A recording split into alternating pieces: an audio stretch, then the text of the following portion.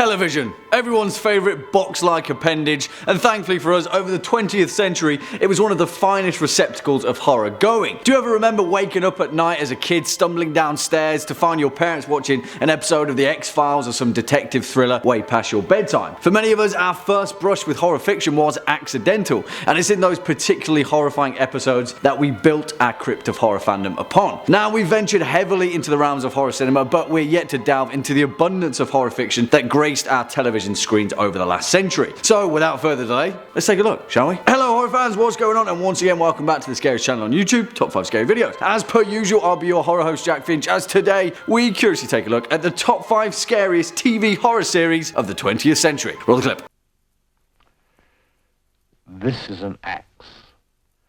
I say this for the information of those of you whose television tubes may have burned out. For the curious amongst you, that clip was from the seminal Alfred Hitchcock Presents, and while it's a fantastic work of horror in its own right, it doesn't quite hit the mark when compared to some of the other entries on our list. But yet, it definitely deserves an honourable mention, so there we have it. Also, it leads us to an important point, because the 20th century was a long time, 100 years to be precise, and there's a lot of television history to draw from and condense into this 5-point list, and of course, it won't please everyone, so let us know your picks in the comment section below. After the video, of course. Kicking off at number 5, Hammer House of Horror.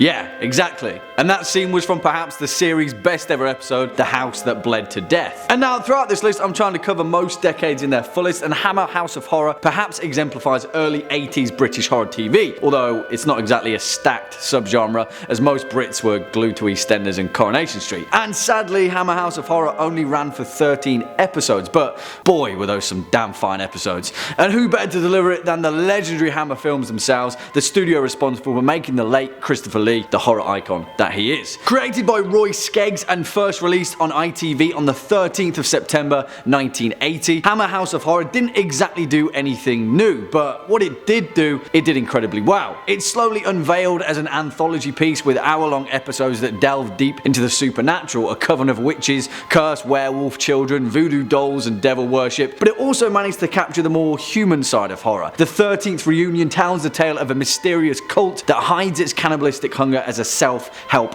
health farm. Yeah, that was pretty cutting stuff for the time. Like most things Hammer Horror, this series does exactly what it says on the tin, and it's 80s anthology TV at its finest. And most importantly, it's pretty damn scary stuff, even to this day. Swinging in at number 4, Tales from the Crypt.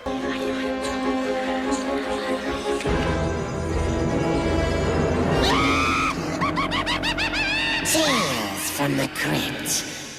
And of course, you had to be expecting this one to make the list, right? Perhaps one of the longest running concurrent horror franchises of all time, and definitely one of the longest on this list. Tales from the Crypt is undeniable in its influence, and since its inception as an EC comic series way back in the 1950s, it's gone on to spawn countless incarnations of the foul-mouthed Crypt Keeper and his poignant gallows humour. First airing on June 10th, 1989, Tales from the Crypt ran all the way up until July 1996, thanks to the production efforts of HBO. And because of its placement as an original HBO series, it was one of the few anthology horror series that pretty much had carte blanche on its content. Don't get me wrong, Tales from the Crypt had some serious bone-chilling writing attached to it, but its real infamy came from the level of pure gore and graphic violence that it so freely proliferated. So much so that it definitely would have never aired on any other channel at the time. On the surface, it was the campy horror puppetry that we all knew, loved and expected, but through each anthology episodes, Tales from the Crypt truly delivered with its original horrifying premise. Yeah, this one is up there in the halls of horror legend, or the crypts of horror legend. Yeah, definitely the crypts. Next up at number 3, Twin Peaks.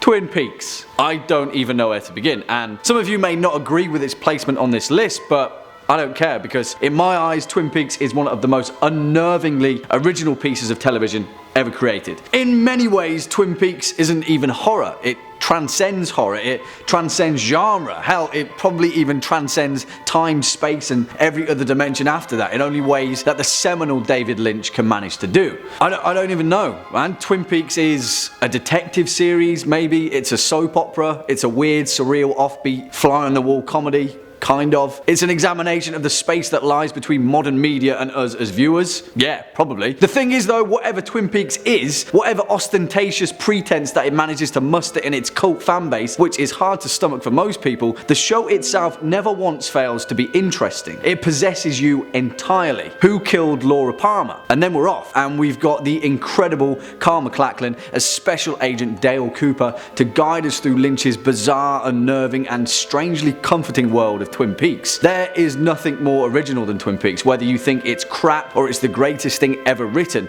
And like any true horror relic, it never fails to make you feel that weird, strange feeling in the pit of your stomach. Yeah, Twin Peaks, everyone. I don't know what it is, and I don't think I ever will, and I'm fine with that. Coming in at number 2, The Twilight Zone. There is a fifth dimension, beyond that which is known to man. It is a dimension as vast as space and as timeless as infinity. And you may be thinking, what the hell, Jack? Number 2? But, well, trust me on number 1. But first we have to herald one of the most influential horror franchises of all time, Rod Serling's The Twilight Zone. And yes, I'm particularly zoning in on the original series of the show that ran from 1959 to 1964, although despite its best efforts, the 1980s reboot was pretty good too. The thing is though, the original Twilight Zone manages to exemplify something groundbreaking in the horror genre. It took the paranormal, the supernatural, the surreal, the fantastical, and the horrifying, blended it with science fiction, and gave it to us in neat, bite-sized narratives about everyday human life. Hallmarked by Rod Serling himself, not an actor in any way, but an everyman. And through his mundanity, we experience some of horror fiction's most terrifying works. Period. The fact that this show was made in the late 50s is astounding, and it's testament to the fact that original writing and dedicated production can deliver a series of such high quality that it still holds up to this day. Episodes like It's a Good Life and Nightmare at 20,000 Feet have been replicated time and time again through other works of horror. For one reason, they hit the mark on so many layers of fear that we all hold within us. The Twilight Zone was a show for everyone, the everyman, woman and child, and whether you were 9 or 99, each episode gave you something to take from it, and that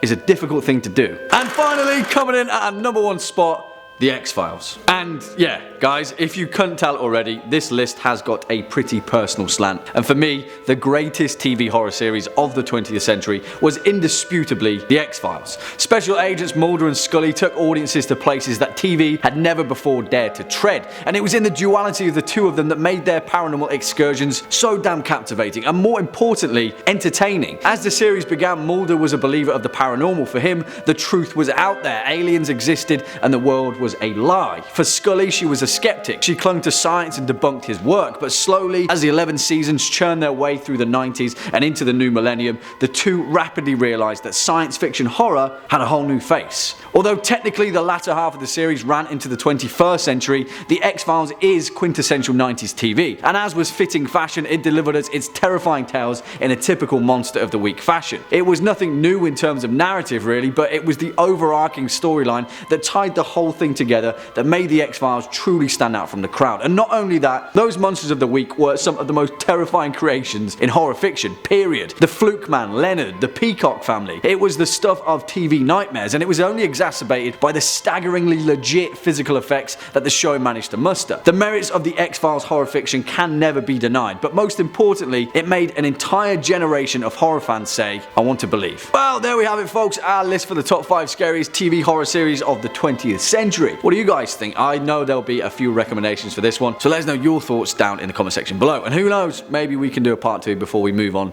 to the 21st century. Before we depart from today's video though, I'd just like to address something pretty important, guys. And firstly, I have to say that I'm sorry. In our recent top 5 most disgusting creations in horror cinema video, I referred to the legendary David Cronenberg as Steven Cronenberg, and I'm sorry. That's all there is to it. There's no excuse, but sometimes in my script writing these things get jumbled up and missed, and I didn't catch it until afterwards. I'm sorry, David Cronenberg, and I'm sorry, horror fans. I hope you can forgive me. On that emotional note, it's time for me to head off. Just stick around all the way until the end. If you were a fan of this video, or just top 5 scary videos in general, then please be a dear and hit that thumbs up button, as well as that subscribe button, and I'll be seeing you in the next one. As per usual, I've been your horror host, Jack Finch. You've been watching top 5 scary videos. Until next time, take it easy.